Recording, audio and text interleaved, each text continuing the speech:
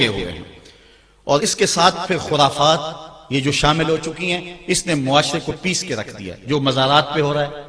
ہم ڈٹ کے اس کا انکار کرتے ہیں، اللہ کے علاوہ کسی کے سامنے سجدہ جائز نہیں ہے، بلکہ ہمارے امام احمد رضا خان فاضل بریلوی نے لکھا ہے، آپ فرماتے ہیں کہ سجدہ قبور بالاتفاق حرام ہے، اور طواف قبور بالاتفاق حرام ہے، زیارت قبور بالاتفاق جائز ہے، بوسہ قبور مختلف فی ہے، احوط یہ ہے کہ نہ دیا جائے، یعنی بوسے سے بھی اگر گریز کر لیا جائے تو کسی کو کوئی اور شائبہ نہ ہو تو یہ بھی بہتر ہے، لیکن خیر بوسے کے بارے علماء قائل ہیں، اس پر دلائل بھی موجود ہیں، لیکن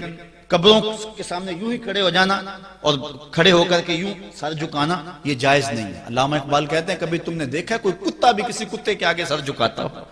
یہ تو اس کو بھی پتا ہے کسی کے آگے سر نہیں جھکانا، حضرت مجدد کی تعلیم کیا تھی؟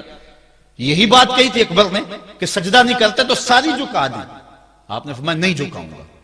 پھر اس نے آپ کو دربار میں بلوایا، سازش کی، دروازہ چھوٹا رکھا کہ حضرت مجدد الفسانی جب داخل ہوں گے تو سر جھکا کے تو گزریں گے، تو کہوں گا لو سر جھکا ہی لیا، لیکن جن کے سر کو اللہ بلند کرے کون جھکا سکتا ہے؟ حضرت مجدد جب دروازے پہ پہنچے تو سمجھ گئے کہ یہ میرے لیے ایک جال بنا گیا ہے کہ جھکوں گا تو گزروں گا، آپ نے پہلے اپنی ٹانگیں داخل کی۔ تو اقبال خراج پیش کرتا ہے، حاضر ہوا میں شیخ مجدد کی لحد پر، وہ خاک کے زیر فلک مطلع انوار، گردن نہ جھکی جس کی جہانگیر کے آگے، جس کے نفس گرم سے ہے گرمی احرار، وہ ہند میں سرمایہ ملت کا نگہبان، اللہ نے بر وقت کیا جس کو خبردار۔ اس لیے کسی کو اپنے سامنے جھکانا یا کوئی میرے لیے کھڑا ہو، حضور نے یہ بھی فرمایا کہ جو شخص یہ ارادہ رکھے کہ میرے لیے لوگ کھڑے ہوں اپنا ٹھکانہ جہنم میں تلاش کرے۔ آج خود اگر کوئی کھڑا ہو جائے تو یہ اس کی مرضی، اور حضرت سعد آئے، حضور نے فرمایا قوموا الی سیدکم، یہ تمہارا سردار آیا، اس کا اٹھ کے استقبال کرو، لیکن اگر کوئی خود چاہے کہ میرے لیے کھڑے ہوں تو اس کے لیے یہ وعید فرمائی۔ اس طرح اگر تمہارے کوئی ہاتھ چوم لیتا ہے لیکن ہاتھ چومنے کے بغیر یوں گردن جھکانا یہ درست نہیں ہے، لیکن ہاتھ چومنے کے لیے تو وہ صحابہ کے عمل سے ثابت ہے، لیکن اگر کوئی چاہے کہ میرے ہاتھ چومے جائیں اور اگر جو نہیں چومتا تو اس سے ناراض ہو جاتے ہیں۔ میں ایک دفعہ ایک صاحب کو ملنے گیا تو ہم ہر شخص کے ہاتھوں نہیں نہ چومتے، آخر جو ہے وہ کسی کے ہاتھ چومنے ہوں تو پھر کچھ دیکھنا بھی تو ہوتا ہے، دل اسے دے دیں جو دل بر ہی نہ ہو،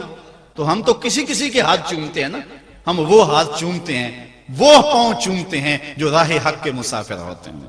ہم ان ہاتھوں کو بوسہ دیتے ہیں، اور اگر ہماری آنکھوں کی پلکوں کے ساتھ لگ جائیں تو اعزاز سمجھتے ہیں۔ تو خیر میں نے مصافحہ کیا تو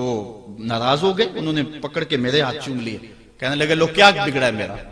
میں نے کہا کہ ٹھیک ہے تمہارا کچھ نہیں بگڑا، لیکن میرا بھی کیا بگڑا اگر نہیں چومے تو یہ عجیب سی کہانی ہے، ناراض ہو جاتے ہیں۔ ایک بت خانے بنے ہوئے ہیں، لوگ آئے ہمیں خدا ملاؤ، تم نے اپنی پوجا شروع کروا دی، لوگ آئے کہ خدا کا نام جپا جائے اور تم صرف اپنی ہی خوشامد چاہتے ہو، ہر وقت تمہارا ہی ذکر ہو۔ میں کتنے آراس کو جانتا ہوں جہاں اللہ رسول کا ذکر نہیں ہوتا، پیر کا ہی ذکر ہوتا ہے، کرامتیں بیان ہوتی ہیں۔